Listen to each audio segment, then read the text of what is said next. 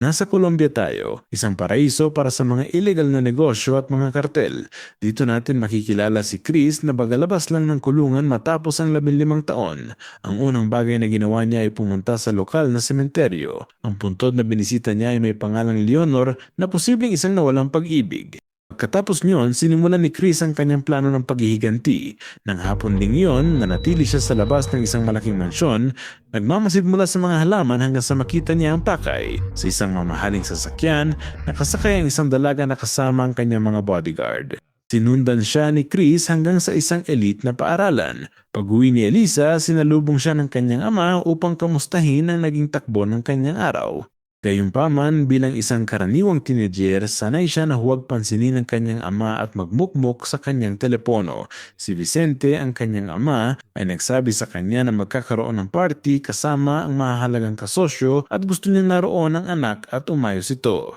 Dito masyadong malaking hiling kung iisipin ang marangyang buhay na tinatamasan niya. Si Vicente ay walang awa sa negosyo, ngunit pagdating sa kanyang anak, ang dalaga ang kanyang buong buhay at kahinaan. Matapos ang pagkamatay ng kanyang asawa, ito na lamang ang natitira sa kanya. Lumipat tayo ng eksena sa isang cafe sa sentro na malapit na magsara. Si Alex, ang namamahala, ay medyo kinakabahan. May isang lalaking pumasok at umorder ng cake, ngunit ilang oras na ang lumipas at hindi niya ito ginalaw, ni hindi siya nagsasalita.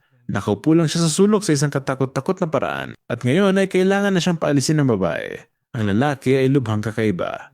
Nang lumapit si Alex sa kanya, hinawakan siya ng lalaki sa braso at pinaupo. Doon niya napansin na ang lalaki ay may kamay na gawa sa metal at sa loob nito ay may nakatagong napakatulis na sundang na nakatutok na ngayon sa kanya.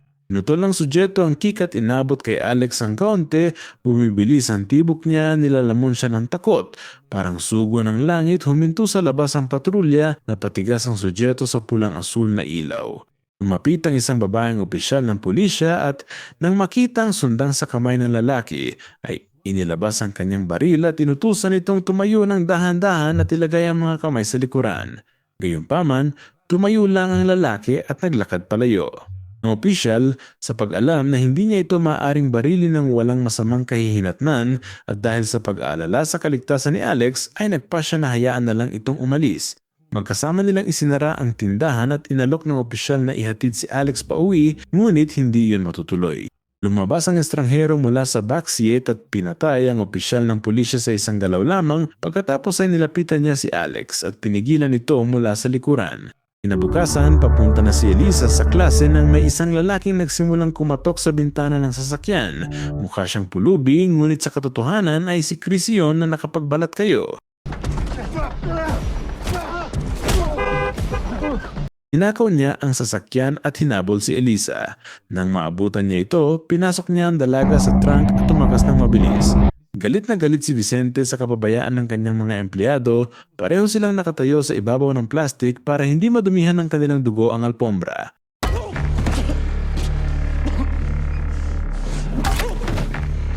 Samantala, lumayo si Chris sa lungsod, ngunit nang subukan niyang bigyan ng tubig si Elisa, nakatakas ang dalaga at tumakbo sa kagubatan. Nang maabutan siya ni Chris, ipinaliwanag nito na wala siyang intensyong saktan ng dalaga, kaibigan siya ng ina nito at may litrato siyang magpapatunay nito. Sa litrato ay makikita sina Chris, Vicente at ang yumaong ina ni Elisa na nagpautos kay Chris na hanapin ang anak at ilayo ito kay Vicente, isang plano na naantala ng 15 taon dahil nakulong si Chris dahil kay Vicente. Para patunayang hindi niya ito sasaktan, ibinigay ni Chris ang kanyang baril kay Elisa pero kailangan na nilang umalis agad.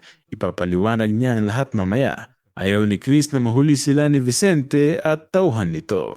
Di tumitigil sa pagsigaw at paghampas sa upuan ng dalaga na naging dahilan para mawalan ng pasensya si Chris at isiwalat na siya ang tunay nitong ama. Si Nick, ang kanang kamay ni Vicente, ay tinawag ang Cuervo, ang lalaking may kamay na bakal, para ipaalam na may impormasyon siya para rito.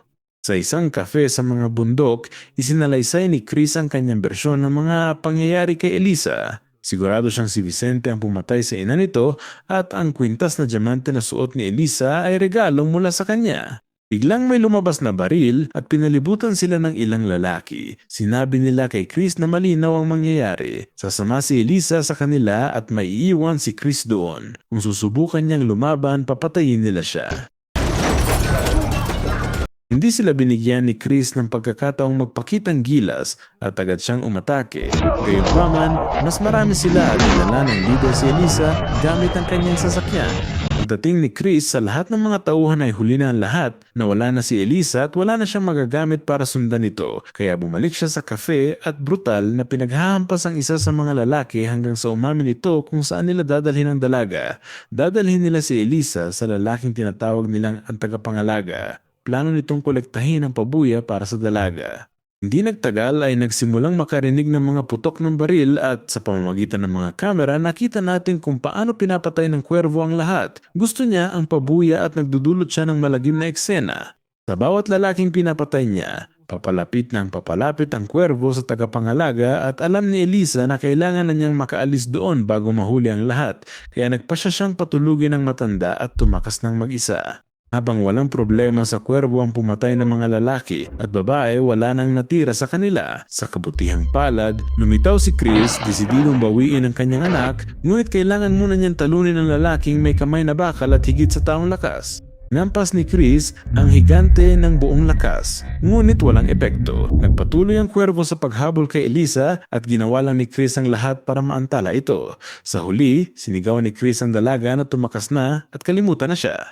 Sa sandaling iyon, lumitaw ang tagapangalaga dala ang isang malaking rifle na lumikha ng kabuuang gulo.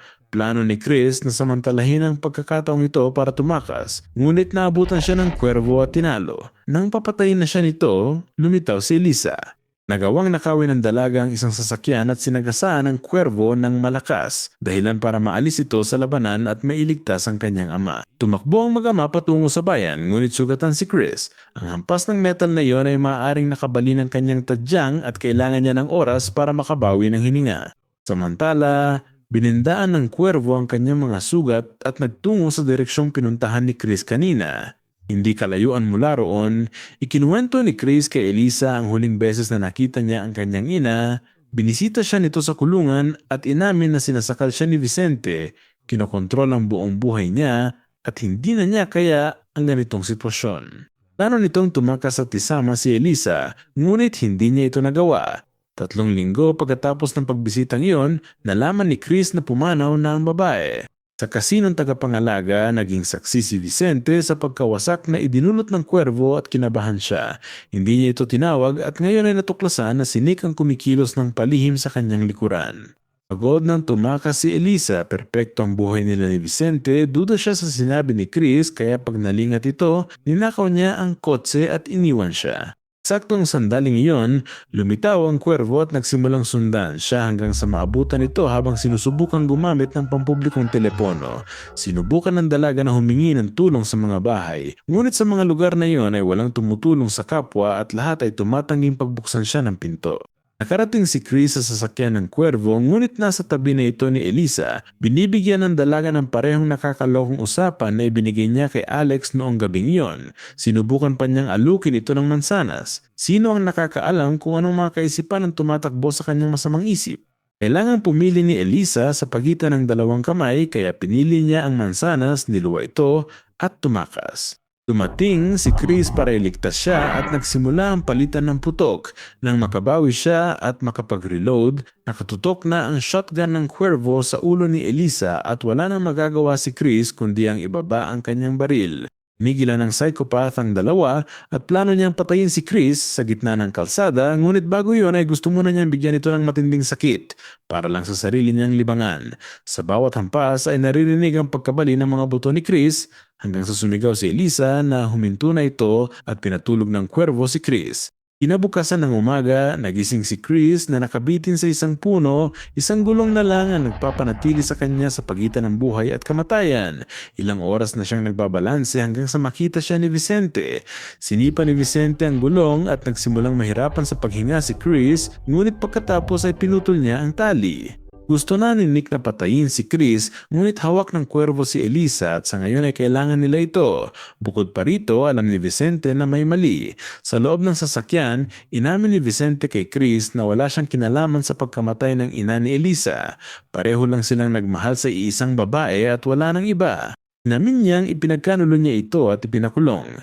Nagpakamatay ang kanyang asawa, wala siyang kinalaman doon, ngunit ngayon ay nasa panganib si Elisa dahil sa kanya. Sa sandaling iyon, tinawagan ng kuwervo si Vicente para makipagkita at isiniwalat na si Nick ang nagbigay ng impormasyon na dinukot si Elisa. Hindi kailanman naging pera ang gusto niya, gusto lang niyang patayin si Vicente. Pagkababa ng telepono, kinuha ni Vicente ang kanyang baril at binaril si Nick sa batok.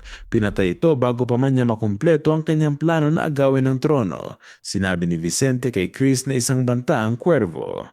Noong unang panahon ay kasosyo sila, ngunit ang kanyang pagkauhaw sa dugo ay hindi napapawi. Isang gabi, nagpadala si Vicente ng 15 lalaki para patayin siya at nabigo ang mga ito. Ang tanging nakita nila ay ang kanyang kamay. Kinagat at kinain ito ng kuwervo para makalaya at ngayon ay isa na siyang naglalakad na demonyo na may hawak sa kanyang anak. Hindi nagtagal, dumating si Vicente sa lugar ng tagpuan at pinalaya si Chris. Tungkol ito kay Elisa.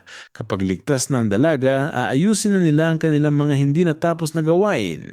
Walang dalang armas, nilakad ni Chris ang lugar gaya rin ng mga tauhan ni Vicente na pinapatay ng isa-isa ng kuwervo. Sa bawat minutong lumilipas, mas nag-iisa si Vicente hanggang sa wakas ay napalibutan na siya. Hawak ng kuwervo si Elisa sa isang conveyor belt. Plano niyang patayin ito sa isang nakapangingilabot na paraan at gawing saksi si Vicente. May liligtas niya ito, ngunit kailangang putulin ang kamay ng dalaga. Ito ang kanyang paghihiganti.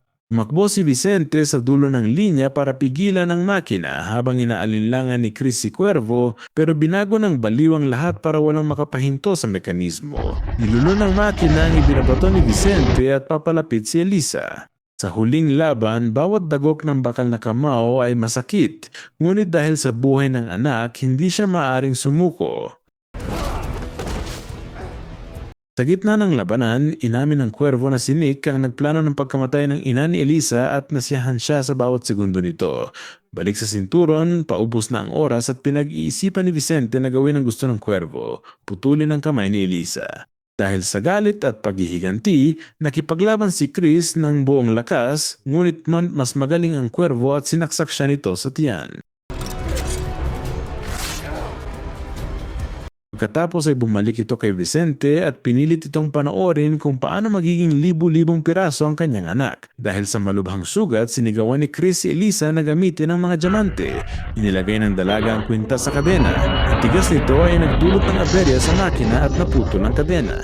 Magkasama, sina Vicente at Chris ay sumugod sa kuwervo at itinulak ito sa gilid, ngunit kumapit ang kuwervo kay Vicente at isinama ito sa pagkahulog.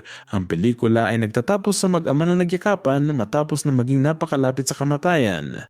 Ilang sandali lang, dinala siya ni Chris sa tunay na puntod ng kanyang ina para sabihing natupad ng pangako nito. Dito na nagtatapos ang ating kwento. Panoorin ang iba pang mga video.